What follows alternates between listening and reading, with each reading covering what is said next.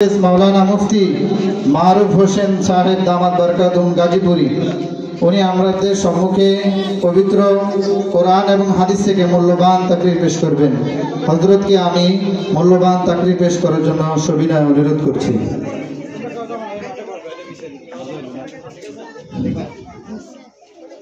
अस्सलामु अलैकुम व रहमतुल्लाहि व बरकातुहू। अल्हम्दुलिल्लाह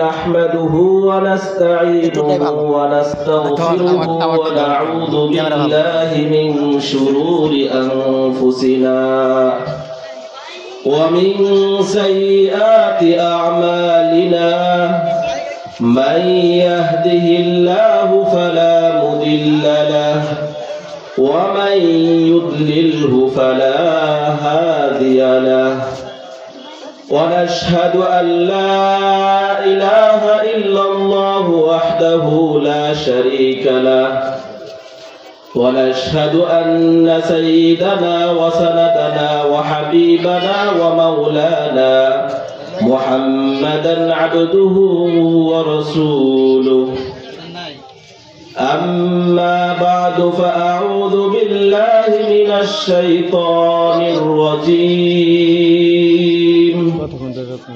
بسم الله الرحمن الرحيم وما خلقت الجن والإنس إلا ليعبدون وقال رسول الله صلى الله عليه وسلم إنما الأعمال بالنيات وإنما لكل امرئ ما نوى فمن كانت هجرته إلى امرأة ينكحها أو إلى دنيا يصيبها فهجرته إلى ما هاجر إليه আমার সামনে উপস্থিত মুসল্লিয়ানে একরাম এবং ছাত্র ভাইয়েরা, তোমাদের নিকট আমার অনুরোধ হলো তোমরা সামনে বসে যাও, নয়তো পরিবেশ দেখতে খারাপ দেখা যাচ্ছে। তোমরা সামনে বসে যাও। অত্র এলাকাবাসী আমরা সকলেই অবগত আছি, আজ 20শে ডিসেম্বর বাদ আসর হতেই আপনাদের সকলের প্রাণপ্রিয় প্রতিষ্ঠান জামিয়াতুল ঈমান আরাবারি মাদ্রাসায় 10তম বার্ষিক ওয়াজ ও মাহফিল শুরু হয়ে গিয়েছে। আমরা সর্বপ্রথম সে আল্লাহ তাআলার সেই মহান সত্তার শুকরিয়া আদায় করি, যিনি আমাকে এখানে বসে কিছু কথা বলার এবং আপনাদেরকে কিছু শোনার তৌফিক দান করেছেন। এই জন্য আমরা সবাই শুকরিয়া আদায় করি, আলহামদুলিল্লাহ। প্রিয় শ্রোতা মণ্ডলী, আল্লাহ তাআলা আমাদেরকে দুনিয়াতে পাঠিয়েছেন। আমরা মায়ের গর্ভ থেকে ভূমিষ্ঠ হয়েছি। আমাদেরকে এই দুনিয়াতে পাঠানোর উদ্দেশ্য কি? আল্লাহ তাআলা কেনই বা আমাদেরকে এই দুনিয়াতে পাঠালেন? আমরা আমাদের এই দুনিয়াতে আমাদের ছোট ছোট কাজের মধ্যে একটি উদ্দেশ্য থাকে। যেমন কেউ ব্যবসা করলে তার উদ্দেশ্য থাকে এই ব্যবসা থেকে সে লাভবান হবে, এর দ্বারা সে বাড়ি ঘর করবে, গাড়ি কিনবে। তো আমাদের ছোট ছোট কাজগুলোর মধ্যে আমাদের উদ্দেশ্য নিহিত থাকে। আমরা হলাম মাখলুক। আমাদের কাজের মধ্যে যদি উদ্দেশ্য নিহিত থাকে, তাহলে যিনি আমাদেরকে সৃষ্টি করলেন মহান খালেক, মহান স্রষ্টা, তার কি কোনো উদ্দেশ্য নেই আমাদেরকে এখানে পাঠানোর? অবশ্যই উদ্দেশ্য রয়েছে। আল্লাহ তাআলা এই কথাটুকুই কোরআনের মধ্যে বলতেছেন, আফাহাসিবতুম আন্নামা খলাকনাকুম আবাসাও ওয়া আন্নাকুম ইলাইনা লা তুরজাউন। ও দুনিয়ার মানুষ সকল, তোমরা কি মনে করেছো আমি তোমাদেরকে দুনিয়াতে অনর্থক পাঠিয়েছি, আর তোমরা কি ধারণা করেছো তোমরা আমার কাছে আর ফিরে আসবে না? আল্লাহ তাআলা সূরা আম্বিয়ার মধ্যে বলেন, ওয়ামা খালাকনাস সামাআ ওয়াল আরদা ওয়ামা বাইনাহুমা লাঈবিন। আমি আসমান জমিন এবং এর মাঝখানে যা কিছু রয়েছে এগুলো তো আমি খেলাস্বরূপ সৃষ্টি করিনি। আল্লাহ তাআলা আরো বলেন সূরা সাদের মধ্যে, ওয়ামা খালাকনাস সামাআ ওয়াল আরদা ওয়ামা বাইনাহুমা বাতিলা। আমি তো আসমান জমিন এবং এর মাঝখানে যা কিছু রয়েছে, মানুষ, জিন, ফেরেশতা, হাজার হাজার মাখলুক, এদেরকে আমি অনর্থক সৃষ্টি করিনি, অহেতুক সৃষ্টি করিনি। আল্লাহ তাআলা পরের অংশে বলেন, যালিকা যান্নুল লাযীনা কাফারু ফাওয়াইলুল লিল লাযীনা কাফারু মিনান নার। এরকম ধারণা, চিন্তা ধারণা তো কাফেরদের। যালিকা যান্নুল লাযীনা কাফারু ফাওয়াইলুল লিল লাযীনা কাফারু মিনান নার। আর কাফেরদের জন্য রয়েছে দুর্ভোগ তথা জাহান্নাম। তাহলে বুঝতে পারলাম আল্লাহ তাআলা আমাদেরকে এক নির্দিষ্ট উদ্দেশ্য দিয়ে আমাকে প্রেরণ করেছেন। সেই উদ্দেশ্যটা কি? আল্লাহ তাআলা সূরা যারিয়াতের মধ্যে বলেন, ওয়ামা খালাকতুল জিন্না ওয়াল ইনসা ইল্লা লিয়াবুদুন। হে মানুষ ও জিন জাতি, তোমরা জেনে রাখো আমি তোমাদেরকে সৃষ্টি করেছি একমাত্র আমার ইবাদতের জন্য। এখানে একটি প্রাসঙ্গিক আলোচনা হলো, আল্লাহ তাআলা জিন সৃষ্টি করেছেন, মানুষ সৃষ্টি করেছেন, ফেরেশতা সৃষ্টি করেছেন, 18,000 মাখলুক সৃষ্টি করেছেন। তাহলে আল্লাহ তাআলা শুধু আয়াতের মধ্যে মানুষ আর জিনের কথাই কেন বললেন যে তারা শুধু আমার ইবাদত করবে, অথচ ফেরেশতাদের ব্যাপারে সূরা আম্বিয়ার মধ্যে আল্লাহ তাআলা ইরশাদ করেন, ইউসাব্বিহুনাল লাইলা ওয়ান নাহারা লা ইয়াফতুরুন। তারা তো দিবারাত্রি আমার তাসবিহ পাঠ করে, তারা তো কখনোই ক্লান্ত হয় না। এমনি ভাবে সূরা নূরের মধ্যে আল্লাহ তাআলা ইরশাদ করেন, তুসাব্বিহু লাহু মান ফিস সামাওয়াতি ওয়াল আরদি ওয়া মান ফীহিন। আসমান জমিন এবং এর মাঝখানে যা কিছু রয়েছে সবকিছুই আমার তাসবিহ পাঠ করে।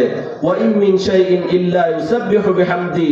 এমন কোন বস্তু নেই যে আমার তাসবিহ পাঠ করে না, প্রত্যেকই আমার তাসবিহ পাঠ করে। ওয়ালাকিন লা তাফকাহুনা তাসবিহাহুম। কিন্তু হে মানব জাতি, তোমরা তাদের তাসবিহ বুঝো না।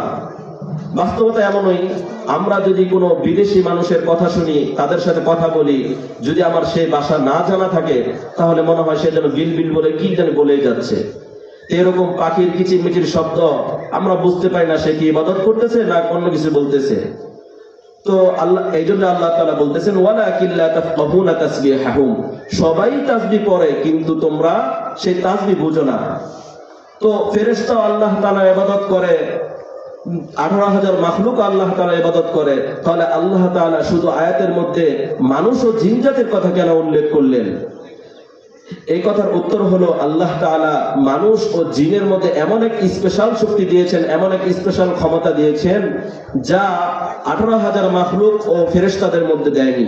সেটা হলো মানুষকে আল্লাহ তাআলা ইখতিয়ার তথা ইচ্ছার শক্তি দিয়েছেন। ফেরেশতারা সবসময় আল্লাহ তাআলা ইবাদত করে, তাদের মধ্যে কোনো ইচ্ছা শক্তি নেই যে তারা এই ভালো কাজ বাদ দিয়ে অন্য কাজ করবে। 18,000 মাখলুকাতের মধ্যে একই সিস্টেম, তারা চাইলে কোনো ভিন্ন কাজ করতে পারবে না, তারা সবসময় আল্লাহ তাআলা ইবাদতের মধ্যে রত। কিন্তু আল্লাহ তাআলা মানুষ ও জিন জাতির মধ্যে ইচ্ছা শক্তি দিয়েছে, সে চাইলে ভালো কাজ করে জাহান্নামে যাবে, ভালো কাজ করে জান্নাতে যাবে, আর খারাপ কাজ করে জাহান্নামে যাবে। আল্লাহ তাআলা কোরআন পাকে ইরশাদ করেন, ফামান যুহজিহা আনিন নারি ওয়া উদখিলাল জান্নাহ ফাকাদ ফাজ। আজ আমাদের সমাজে সফলতার কি সংজ্ঞা দেওয়া হয়? বলা হয় ছেলে যদি লাখ লাখ টাকা ইনকাম করে, গাড়ি ক্রয় করতে পারে, তাহলে সেই হলো সফল কাম। অথচ আল্লাহ তাআলা পবিত্র কোরআনে সফল কাম তো ওই ব্যক্তিকে বলেছেন যে কিয়ামতের ময়দানে জাহান্নাম থেকে নিজেকে বাঁচিয়ে জান্নাতের মধ্যে প্রবেশ করতে পারবে, সেই হলো প্রকৃত সফল কাম। ফামান যুহজিহা আনিন নার, যে জাহান্নাম থেকে নিজেকে বাঁচিয়ে নেবে, ওয়া উদখিলাল জান্নাহ, এবং জান্নাতে নিজেকে প্রবেশ করাবে, ফাকাদ ফাজ, সেই হলো প্রকৃত সফল কাম ব্যক্তি। তাহলে আমরা বুঝতে পারলাম যে আল্লাহ তাআলা আমাদেরকে পৃথিবীতে প্রেরণ করেছেন ইবাদত করার জন্য। এখন প্রশ্ন হলো, ইবাদত কতদিন করব?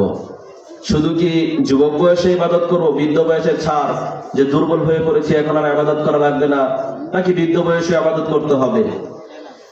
এই ব্যাপারে আল্লাহ তাআলা সূরা হিজরের মধ্যে বলেন, ওয়া'বুদ রাব্বাকা হাত্তা ইয়াতিয়াকাল ইয়াকিন। হে নবী, আপনি ইবাদত করুন আপনার মৃত্যু আসার আগ পর্যন্ত। নবী দ্বারা উদ্দেশ্য হলো উম্মতকে বলা যে তোমরা ইবাদত করতে থাকো তোমাদের নিকট মৃত্যু আসা পর্যন্ত। ওয়া'বুদ রাব্বাকা হাত্তা ইয়াতিয়াকাল ইয়াকিন। এখানে ইয়াকিন মানে হলো মৃত্যু। আজ আমাদের দেশে তো বাতিল দলের কোনো অভাব নেই। বর্তমানে তো সাদ এক ফেরকা তৈরি হচ্ছে, যারা তাবলীগ জামাতকে নষ্ট করার জন্য মূল শক্তি হয়ে দাঁড়িয়েছে। তো এরকম আল্লাহ রাসূল সাল্লাল্লাহু আলাইহি ওয়াসাল্লাম হাদিসে বলেছেন, ইন্না বানি ইসরাঈলা তাফাররাকাত আলা 72 বাতিলান ওয়া ইন্না উম্মতি আলা 73 ফিরকাতান। নিশ্চয় বনি ইসরাইল 72 দলে বিভক্ত হয়েছে, আর আমার উম্মতের মধ্যে 73 দল বিভক্ত হবে। এর মধ্যে শুধু একটি দল জান্নাতে যাবে, বাকি 72 দলই জাহান্নামে যাবে। আল্লাহর সাহাবীরা, রাসূল সাল্লাল্লাহু আলাইহি ওয়াসাল্লাম সাহাবীরা প্রশ্ন করলেন, হে আল্লাহর রাসূল, সেই দলটি কোনটি? আমরা সেই দলের অনুসরণ করতে চাই, আমরা সেই দলের অন্তর্ভুক্ত হতে চাই। রাসূল সাল্লাল্লাহু আলাইহি ওয়াসাল্লাম বললেন, মা আনা আলাইহি ওয়া আসহাবি, আমি এবং আমার সাথীবর্গরা যেই পথের উপর আছে, সেই যেই তরিকার উপর আছে, এই তরিকার উপর যারা চলবে, যারা নিজের পথকে এই পথ বেছে নিবে, তারাই হলো সফলকাম, তারাই হলো জান্নাতে যাবে, আর বাকি সকলেই জাহান্নামে যাবে। আজ আমাদের দেশে একদল ভণ্ড লোক আছে, তারা আয়াতের ভিন্ন ভিন্ন তর্জমা করে মানুষকে পথভ্রষ্ট করতে চায়। তাদের মূল মাকসাদই হলো মানুষকে বিপদগামী করা। তারা বলে ওয়াবুদ রাব্বাকা হাত্তা ইয়াতিয়াকাল ইয়াকিন। এই আয়াতের অর্থ বলে তারা যে তোমরা ইবাদত করতে থাকো ইয়াকিন আসার আগ পর্যন্ত। যখন আল্লাহর প্রতি তোমার পরিপূর্ণ বিশ্বাস এসে পড়বে, যখন রাসূলের প্রতি পরিপূর্ণ বিশ্বাস এসে পড়বে, তখন তোমার ইবাদত মাফ, আর তোমার ইবাদত করতে হবে না। অথচ এটা কত বড় ভণ্ডামি! তারা 2-3 দিন 2 হাদিস করে, 2-3টা হাদিস করে, 2-3টা কোরআন আয়াতের তর্জমা করে আলেমদের সাথে যায় তর্ক বিতর্ক করতে। অথচ আল্লাহ রাসূল সাল্লাল্লাহু আলাইহি ওয়াসাল্লাম বলে দিয়েছেন, মান তালাবাল ইলমা লিউমারিয়া বিহি সুফাহা আও লিউবাহিয়া বিহি উলামা আও লিয়াসরিফা ওজুহান নাস ইলাইহি ফাহুয়া ফিন নার। যে ব্যক্তি ইলম শিক্ষা করলো এই উদ্দেশ্য নিয়ে যে মূর্খদের সাথে সে বাক বিতর্ক করবে, আলেমদের সাথে তর্ক বিতর্ক করবে, আলেমদের সাথে মুবাহাসা করবে, মানুষদেরকে তার পাশে আকৃষ্ট করবে, এই উদ্দেশ্য নিয়ে যে ইলম শিক্ষা করলো, ফাহুয়া ফিন নার, সে জাহান্নামে যাবে। অন্য riwayate আছে আন নারুন নার, তার জন্য জাহান্নামই জাহান্নাম, সে জাহান্নামেই যাবে। তো আমাদের দেশে কিছু লোক রয়েছে, তারা ইয়াকিনের অর্থ যে মৃত্যু, এটা তাদের আকলে ধরে না। আসলে ইয়াকিনের শাব্দিক অর্থ হলো নিশ্চিত বা বিশ্বাস। আমাদের এই দুনিয়ার মধ্যে একটি জিনিস রয়েছে যেটা নিশ্চিত, আর একটি জিনিস রয়েছে যেটা অনিশ্চিত। এক নম্বর হলো মৃত্যু। মৃত্যু সবার জীবনে আসবে। আল্লাহ তাআলা বলেন, কুল্লু নাফসিন যায়িকাতুল মাউত, প্রত্যেক প্রাণী মৃত্যুর স্বাদ গ্রহণ করতে হবে। সুম্মা ইলাইনা তুরজাউন, অতঃপর তারা সকলেই আমার দিকে ফিরে আসবে। তাহলে আমাদেরকে ইবাদত করতে হবে মৃত্যুর আগ পর্যন্ত। আর মৃত্যু হলো নিশ্চিত, আর অনিশ্চিত বিষয় হলো সময়। কার কখন মৃত্যু এসে যাবে আমরা কেউ বলতে পারি না। অনেক সময় দেখা যায় মার গর্ভ থেকে বের হওয়ার পরেই মৃত্যুবরণ করে বাচ্চা, অনেক সময় কিশোর বয়সে, অনেক সময় যৌবন বয়সে, অনেক সময় বৃদ্ধ বয়সে। কার কখন মৃত্যু আসে আমরা কেউ বলতে পারি না। এই জন্য মৃত্যুর সময়টা যদি অনিশ্চিত, কিন্তু মৃত্যুটা সুনিশ্চিত, মৃত্যু আমাদের সকলেরই আসবে। তাহলে আমরা জানতে পারলাম যে আমাদের ইবাদত করতে হবে মৃত্যুর আগ পর্যন্ত। ওয়াবুদ রাব্বাকা হাত্তা ইয়াতিয়াকাল ইয়াকিন। এখন প্রশ্ন হলো, এই মৃত্যু থেকে পলানোর কোনো উপায় আছে কিনা? কোন জায়গায় গেলাম পলাতে পারবো কিনা? এই ব্যাপারে আল্লাহ তাআলা সূরা আহজাবের মধ্যে বলেন, কুল লা ইয়ানফাকুমুল ফিরারু ইন ফারারতুম মিনাল মাউত। হে নবী, আপনি বলে দিন মানুষদেরকে, তোমরা যদি মৃত্যু থেকে পলায়ন করো, তোমাদের এই পলায়ন করা তোমাদের কোনো উপকারে আসবে না। আল্লাহ তাআলা সূরা জুমার মধ্যে ইরশাদ করেন, কুল ইন্নাল মাউতাল্লাযী তাফিররুনা মিনহু ফাইন্নাহু মুলাকীকুম। তোমরা যে মৃত্যু থেকে পলায়ন করতে চাও, এই মৃত্যু তো তোমাদের সাথে নিশ্চিত সাক্ষাৎ করবে। ফাইন্নাহু মুলাকীকুম, আল্লাহ তাআলা তাকিদ দিয়ে বলতেছেন, গুরুত্ব সহকারে বলতেছেন, ফাইন্নাহু, নিশ্চয়ই তা তোমাদের সাথে সাক্ষাৎ করবে। এই জন্য মুহতারামে হাজিরিন, মৃত্যুর আগ পর্যন্ত আমাদের ইবাদত করতেই হবে।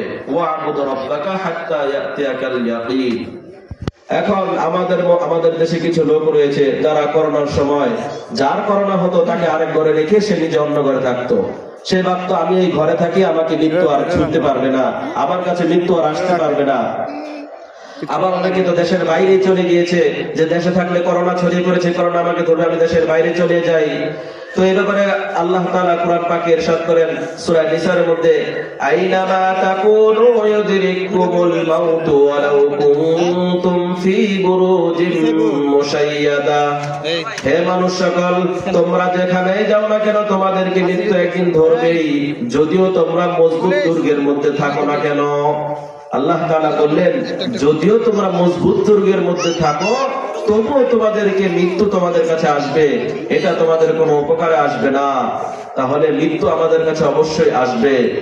তাহলে আমরা আমাদের দুনিয়াতে আসার মূল উদ্দেশ্য কি এবং কতদিন পর্যন্ত কি করতে হবে তা আমরা জেনে নিলাম, যে আমাদেরকে দুনিয়াতে পাঠানোর উদ্দেশ্য হলো ইবাদত করা, আর ইবাদত করতে হবে মৃত্যুর আগ পর্যন্ত, আর মৃত্যুটাও সুনিশ্চিত, তবে সময়টা শুধু অনিশ্চিত। এখন কথা হলো, ইবাদতের জন্য কোনো শর্ত আছে কিনা, ইবাদত করলেই কি সওয়াব পাওয়া যাবে কিনা। আরেকটা জিনিস হলো, আমরা মনে করি শুধু নামাজ, রোজা, হজ, যাকাতই ইবাদত। আসলে আল্লাহ রাসূল সাল্লাল্লাহু আলাইহি ওয়াসাল্লামের হাদিসের মধ্যে এছাড়া আরো কত কত ইবাদত রয়েছে, আমরা তো সেগুলো নিজেও করি না, আমাদের নিজেদের ছেলেদেরকেও মাদ্রাসায় দেই না যে তারা পড়ে আমাদেরকে শোনাবে। আল্লাহ রাসূল সাল্লাল্লাহু আলাইহি ওয়াসাল্লাম হাদিসে পাকে ইরশাদ করেন, ইমাতাতুল আযা আনিত তরিক। রাস্তায় একটা ইটের টুকরা পড়ে আছে, কোন অন্ধ লোক গেলে সে উষ্টাকে পড়ে যেতে পারে, একটা কাঁটা পড়ে আছে কারো পায়ে পিটতে পারে, তো তুমি এটা সরিয়ে দাও রাস্তা থেকে, তাহলে এটাও তোমার জন্য একটা সদকা হয়ে যাবে। অপর এক হাদিসে আছে, তাবাসসুমকা লিআখিকা সাদাকাতুন, তুমি তোমার ভাইকে দেখে একটি মুস্কি হাসিয়ে দাও, এটাও তোমার আমলনামে একটা সদকা স্বরূপ সব লিখে দেওয়া হবে। আপনার সামনে আপনার ভাই আসলো, দ্বীনি ভাই আসলো, আপনার আপন ভাইও না, আপনার আপন ভাইও না, বরং একজন দ্বীনি ভাই, আপনি তাকে দেখে একটু মুস্কি হাসলেন কোনো উদ্দেশ্য ছাড়াই, আল্লাহ রাসূল বলেন এটাও তোমার জন্য একটা সদকা স্বরূপ সব লিখে রাখা হবে। তাবাসসুমকা লিআখিকা সাদাকাতুন। বুখারী শরীফের একটি হাদিস, একবার আল্লাহর সাহাবীরা আশ্চর্য হয়ে খুব দুঃখ বেদনা নিয়ে আল্লাহ রাসূল সাল্লাল্লাহু আলাইহি ওয়াসাল্লাম আসলেন। তারা বলতে লাগলেন, হে আল্লাহ রাসূল, যাহাবা হালুদ দুসুরি বিল উজুর, আমাদের মধ্যে যারা ধনাঢ্যশীল আছে তারা তো সব সওয়াব নিয়ে যাইতেছে গা, আমরা তো আর কিছুই করতে পারতেছি না। রাসূল বললেন, ব্যাপার কি, কি কারণে? সাহাবায়ে কেরামরা বললেন, ইউসাল্লুনা কামা মুসাল্লি ওয়া ইয়াসুমুনা কামা নাসুমু, আমরা যেভাবে নামাজ পড়ি তারাও সেভাবে নামাজ পড়ে, আমরা যেভাবে রোজা রাখি তারাও সেভাবে রোজা রাখে, কিন্তু পার্থক্য হলো ওয়া ইয়াতাসাদদাকুনা বিফুদুলি আমওয়ালিহিম, তারা তো যে সম্পদ উপার্জন করে তার থেকে একটা অংশ আল্লাহর রাস্তায় সদকা করে, এর সওয়াব থেকে আমরা বঞ্চিত হচ্ছি।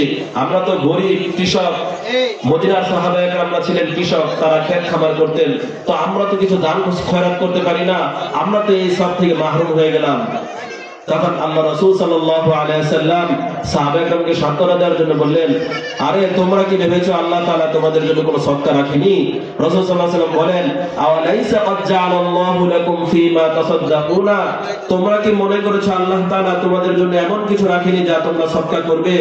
ইন্না বিকুল্লি তাসবিহাতিন সাদাকাতান ওয়া কুল্লি তাহলিলাতিন সাদাকাতান ওয়া কুল্লি তাহমিদাতিন সাদাকাতান ওয়া কুল্লি তাকবীরাতিন সাদাকাতান, তোমরা যে দৈনন্দিন 5 ওয়াক্ত নামাজের পরে তাহমিদ পড়ো, তাকবীর পড়ো, তাহলিল পড়ো, এগুলাই তো একটা সদকা স্বরূপ আমলনামায় লিখে রাখা হয়।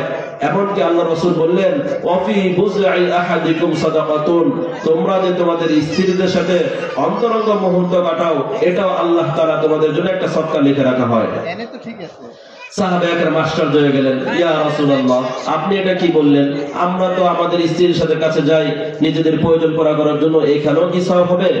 তারা আশ্চর্য হয়ে বললেন, আয়াতি আহাদুনা শাহওয়াতাহু ফায়াকুনু লাহু আজরুন, আমাদের সবার সকলের প্রত্যেকে তো প্রয়োজন পূরণ করার জন্য আমাদের স্ত্রীর কাছে যাই, এতেও কি সওয়াব হবে?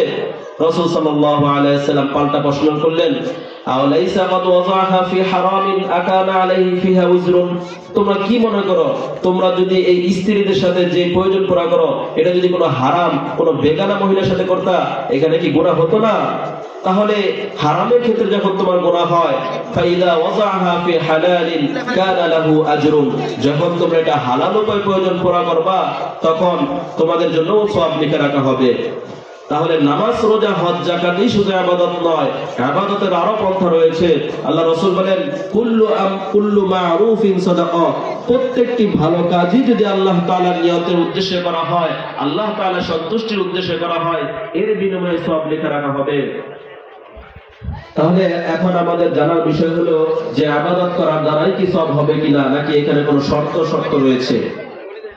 এ ব্যাপারে আল্লাহ তাআলা সূরা বাকারার মধ্যে ইরশাদ করেন, বালা মান আসলামা ওয়াজহাহু লিল্লাহ ওয়া হুয়া মুহসিনুন ফালাহু আজরুহু ইনদা রাব্বিহি ওয়া লা খাউফুন আলাইহিম ওয়া লা হুম ইয়াহজানুন। যে ব্যক্তি একমাত্র আল্লাহ তাআলার জন্যই নিজেকে সুপর্দ করে দিবে, এমত অবস্থায় সে সৎপরায়ণশীল, তাহলে সে তার বিনিময় আল্লাহ তাআলার কাছে পাবে। ফালাহু আজরুহু ইনদা রাব্বি, সে তার নিজের সওয়াবকে আল্লাহ তাআলার কাছে পাবে। ওয়ালা খাউফুন আলাইহিম ওয়ালা হুম ইয়াহজানুন, এরপর কিয়ামতের মাঠে তার আর কোনো ভয় নেই, আর কোনো পেরেশানি নেই।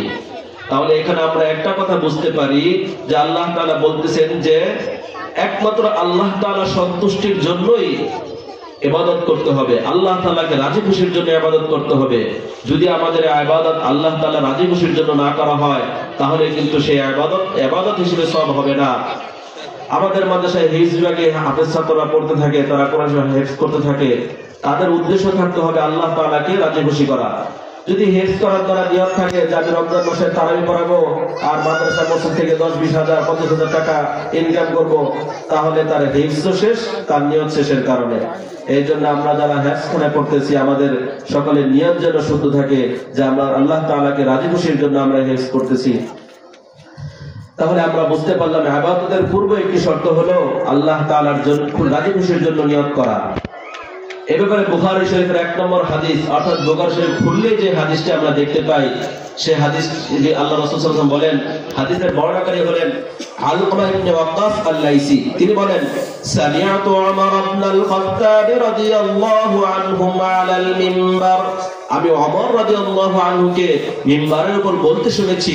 তিনি বলেন, সামিআতু রাসূলুল্লাহি সাল্লাল্লাহু আলাইহি ওয়াসাল্লাম, আমি রাসূল সাল্লাল্লাহু আলাইহি ওয়াসাল্লামকে বলতে শুনেছি, ইন্নামাল আ'মালু বিন্নিয়াত ওয়া ইন্নামা লিকুল্লি ইমরিইন মা নাওয়া। আল্লাহ রাসূল বলেন, ইন্নামাল আ'মালু বিন্নিয়াত, নিশ্চয়ই সকল আমল নিয়তের উপর নির্ভরশীল। নিয়ত ছাড়া কোনো আমলই গ্রহণযোগ্য হবে না, মানে সেই আমল করলে আর সওয়াব পাওয়া যাবে না।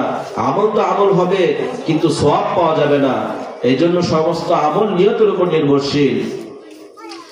এখানে আল্লাহ রাসূল সাল্লাল্লাহু আলাইহি ওয়াসাল্লাম বলছেন, ইন্নামাল আ'মাল, আমল সমূহ।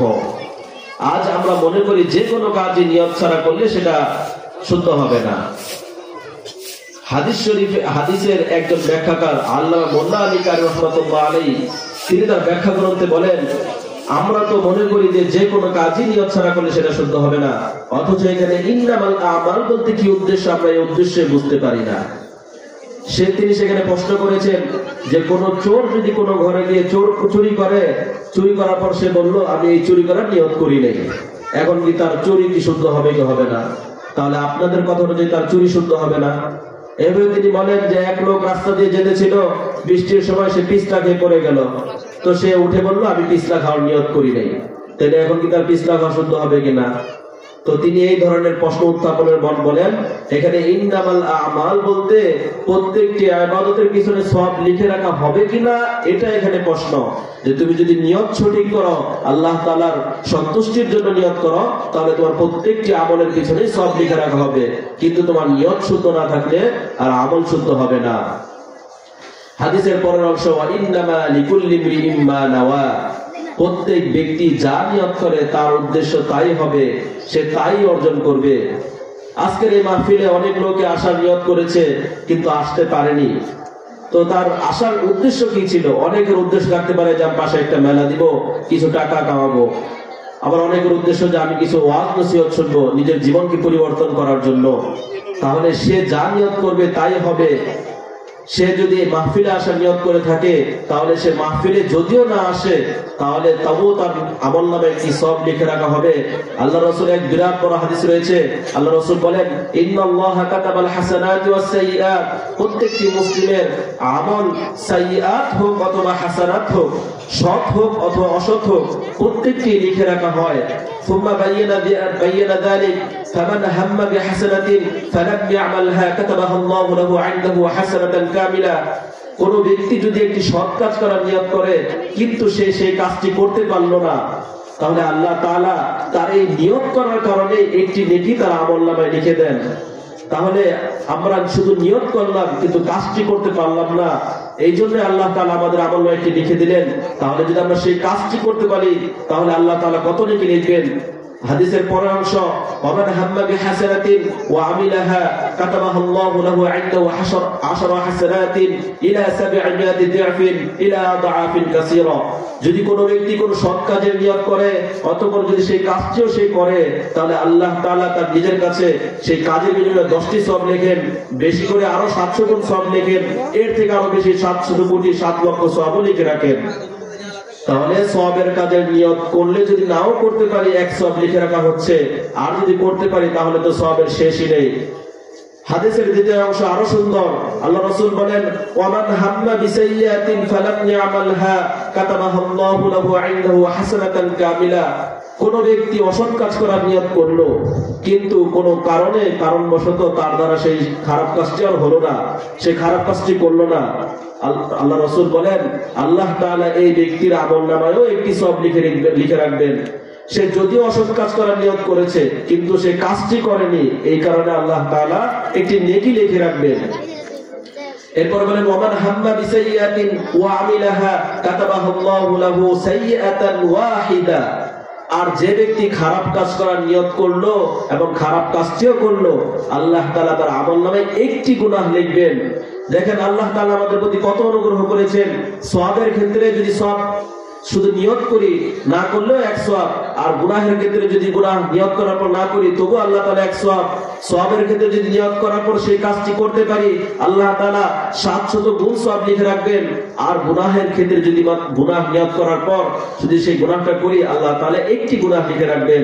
তাহলে আল্লাহ তাআলা অনুগ্রহ আমাদের উপর কতটুকু, কিন্তু আমরা তো সেই বিষয়টি অনুধাবন করতে পারি না।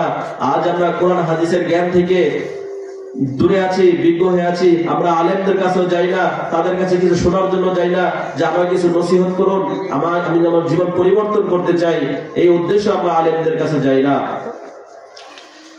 নাসাই শরীফের একটি হাদিস, হাদিসটি হলো, মান আতা ফিরাশাহু ওয়া হুয়া ইয়ানবি আইয়াকুমা ফিল লাইল। এক ব্যক্তি তার বিছানায় গেল, সে নিয়ত করলো যে আমি রাত্রিবেলা ঘুম থেকে উঠে 2 রাকাত তাহাজ্জুদের নামাজ পড়ব। সে শুধু নিয়ত করেছে, ফাগালাবাতহু আইনাহু। রাতে তার ঘুম তার উপর প্রচুর চেপে বসলো, সে রাত্রিবেলা ঘুম থেকে উঠতে পারেনি। আল্লাহ রাসূল বলেন, কানা লাহু মা নাওয়া। সে যে 2 রাকাত তাহাজ্জুদ পড়ার নিয়ত করলো, এই জন্যই তার আমলনামায় সওয়াব লিখে দেওয়া হবে। সে যদিও নামাজ পড়তে পারেনি, আর সে যে সারা রাত ঘুমালো, এটা আল্লাহ রাসূল বলেন কানা সাদাকাতুল লাহু মিন রাব্বিহি আযজা ওয়া জাল। এই ঘুমটুকু তার আমলনামায় সদকা স্বরূপ লিখে রাখা হবে। তাহলে বিছানায় গেলাম ঘুমানোর জন্য, নিয়ত করলাম রাতেবেলা উঠে 2 রাকাত নামাজ পড়ব, কিন্তু উঠতে পারলাম না, তবু আল্লাহ তাআলা আমাদের পারে তাহলে তো আলহামদুলিল্লাহ, আর না উঠতে পারলেও আল্লাহ তাআলা আমাদের আমলনামায় সওয়াব লিখে রাখবেন। আমি নিয়ত সম্পর্কে আরেকটি হাদিস বলে আমার বক্তব্য শেষ দিকে টানবো। বুখারী শরীফের আরেকটি হাদিস, আল্লাহ রাসূল সাল্লাল্লাহু আলাইহি ওয়াসাল্লাম বলতেছেন, এক যুদ্ধের মধ্যে, হাদিসটি আনাস রাদিয়াল্লাহু আনহু থেকে বর্ণিত, আল্লাহ রাসূল বলেন, লাকাদ তারাকতুম ফিল মাদিনাতি আকওয়ামান। হে সাহাবায়ে কেরাম, তোমরা তো যুদ্ধের মধ্যে চলে এসেছো, তোমরা তো অনেক পাহাড় পর্বত অতিক্রম করে অনেক টাকা পয়সা খরচ করে যুদ্ধে চলে এসেছো, কিন্তু তোমরা তো মদিনায় এক দলকে রেখে এসেছো। লাকাদ তারাকতুম বিল মাদিনাতি আকওয়ামা, যে তোমরা মদিনায় একটি দল রেখে এসেছো। মা সিরতুম মাসিরান ওয়ালা কাতাতুম মিন ওয়াদিন ওয়ালা আনফাকতুম মিন নাফাকাতিন ইল্লা ওয়া হুম মাআকুম। তোমরা যেই উপত্যকায় অতিক্রম করেছো, তোমরা যতটুকু সম্পদ খরচ করেছো, তোমরা যতটুকু সফর করেছো, এর মধ্যে আল্লাহ তাআলা যেই সওয়াবটুকুই তোমাদের জন্য লিখে রেখেছেন, এই সওয়াব হুবহু ওই ব্যক্তিদের আমলনামায়ও লিখে রেখেছেন। সাহাবায়ে কেরাম আশ্চর্য হয়ে গেলেন, ইয়া আল্লাহর রাসূল, আমরা তো অনেক কষ্টে এত দূর আসলাম, অনেক টাকা পয়সা খরচ করলাম, তারা আমাদের সাথে কিভাবে সবের মধ্যে উপস্থিত থাকবে? তারা তো আসেনি, তারা তো মদিনায় চলে রেখে গিয়েছে, তারা থেকে গিয়েছে। আল্লাহ রাসূল বললেন, হাবাসাহুমুল মারাজ, অপর রিওয়ায়াতে রয়েছে হাবাসাহুমুল উযরু। তারা তো আসতে পারেনি, তাদের অজর রয়েছে, তারা বিভিন্ন রোগে আক্রান্ত রয়েছে। দেখেন আমরা অনেক সময় তাবলীগের মধ্যে যাই, তাবলীগের মধ্যে আমাদের মূল উদ্দেশ্য থাকে যে কোনো ভাইকে গাছের জন্য নিয়ে আসা, 3 দিনের মধ্যে পাঠিয়ে দেওয়া, 7 দিনের মধ্যে পাঠিয়ে দেওয়া। তো অনেক সময় দেখা যায় আসে 2-3 জন, 5 জন, 6 জন লোক আসে, তারা ইয়াদ করে আসে যে যাই 3 দিন আল্লাহর রাস্তায় কাটিয়ে দিয়ে আসি, এতে হয়তো আমার অনেক ফায়দা হবে, আমার জীবনের পরিবর্তন হবে। তো যখন মসজিদে তারা আসে, হঠাৎ করে বাসা থেকে ফোন আসলো যে ভাই আপনার অমুক আত্মীয় অসুস্থ, আপনি ছাড়া কেউ নেই, তাকে এখন ইমার্জেন্সি হসপিটাল নিতে হবে। তো সে আমির সাহেবের কাছে বলে সে চলে যায়। তো কিছুক্ষণ পরে জামাত মসজিদ থেকে বের হয়ে যায়। এখন এই ব্যক্তি তো রয়ে গেল তার আত্মীয় হসপিটালের মধ্যে তাকে সেবা শুশ্রূষা করার জন্য। সে তো এই তাবলীগ জামাতের সাথে যেতে পারলো না। সে আমির সাহেবের কাছে যদি ফোন করে বলে আমির সাহেব আমার তো যাওয়ার নিয়ত ছিল কিন্তু আমি তো যেতে পারলাম না, তখন আমির সাহেব তাকে হাদিস শুনে বলে আমরা ফজর, জোহর, আসর, মাগরিব, ইশা যে ওয়া আখিরি দাওয়ানা আলহামদুলিল্লাহি রাব্বিল আলামিন।